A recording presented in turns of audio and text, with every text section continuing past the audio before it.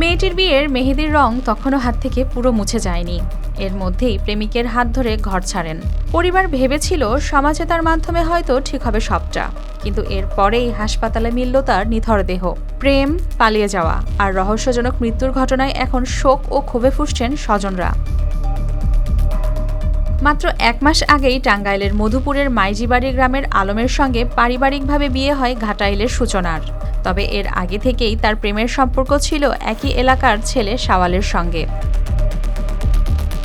গেল 14 মে রাতে শ্বশুরবাড়ি থেকে পুরনো প্রেমিকের হাত ধরে নিরুদ্দেশ হন সূচনা। বিষয়টি জানাজানি হলে দুই পরিবার আলোচনার মাধ্যমে তাদের বিয়ের ব্যাপারে আশ্বস্ত করে। এরপর গেল 16 মে রাতে তাদের রাখা হয় শাওয়ালের চাচার বাসায়, যিনি স্থানীয় ইউপি চেয়ারম্যান। কিন্তু পরদিন 17 মে বিকেলেই হঠাৎ সূচনার পরিবারকে জানানো হয় তার মৃত্যুর খবর। পরে হাসপাতালে গিয়ে নিথর দেহ দেখতে পায় পরিবার। উড়ে নিয়ে গেছে, আমি মেয়ে বিয়ে দিছে, হে মেয়ে উড়ে নিয়ে গেছে। ওই চেয়ারম্যানের ভাইস্তা নাম হচ্ছে শাওয়াল। মনে করেন যে চেয়ারম্যান আজকে সমাধান দিব বিকালে, সেই অপেক্ষায় আসছিলাম। বিকালে এসে দেখি যে লাশ। পরিবারের অভিযোগ, সূচনাকে পরিকল্পিতভাবে হত্যার পর মরদেহ হাসপাতালে রেখে পালিয়ে যায় তারা। এ ঘটনায় জড়িতদের দৃষ্টান্তমূলক শাস্তির দাবি করেছেন স্বজনরা। একদিন ধরে ভাগে না, মনে করেন যে গলা টিপা মারছে, গলার মধ্যে দাগ আছে। আমি নিজে দেখিলাম। অর্গানি ফাঁসি হয়, আমার এক কথায় অর্গানি ফাঁসি হয়।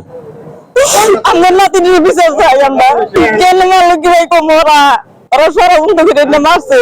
কালার এক্সপার্ট ডার্ক স্যাপ এবং মাইল্ড অন হ্যান্ডস টেকনোলজি সমৃদ্ধ অরিক্স অ্যাডভান্স ডিটারজেন্ট পাউডার আপনার লন্ড্রি এক্সপার্ট। এদিকে গিয়াসউদ্দিন বাবু জানান, ঘটনার সময় তিনি বাসার বাইরে ছিলেন। আমার বাস্তবাড়ি ছেলে বাস্তবাদীরা বাসারাই গেছি। আবার আমার বাচ্চার মায়ের এক ছেলে নিয়ে প্রাইভেট পড়াই দিয়েছে।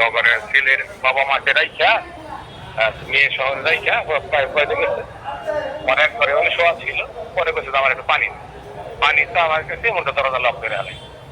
তারপর সার্ভে করেই নাই, ফ্যানের হাতে ফাঁসি দিয়ে আনে। এদিকে ময়নাতদন্তের জন্য টাঙ্গাইল জেনারেল হাসপাতাল মর্গে পাঠানো হয়েছে মরদেহ। প্রতিবেদন পাওয়ার পর নেওয়া হবে আইনগত ব্যবস্থা, জানিয়েছেন এ কর্মকর্তা। আমরা হাসপাতাল থেকে সোমবার ওখানে সূচনা নামে মেয়েটা লাশ প্রাপ্ত হয়ে সুরতন করে জিডি বলে টাঙ্গাইল মেডিকেল কলেজ হাসপাতাল প্রেরণ করছে।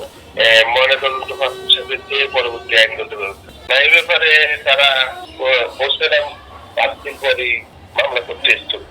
প্রেমের টানে ঘর ছেড়ে সমাজেতার আশায় ফিরেছিলেন সূচনা, যা হলো তার শেষ ফেরা। এখন পরিবারের একটাই দাবি, সঠিক তদন্তে বেরিয়ে আসুক মৃত্যুর আসল রহস্য আর বিচার হোক জড়িতদের। News desk, RTV।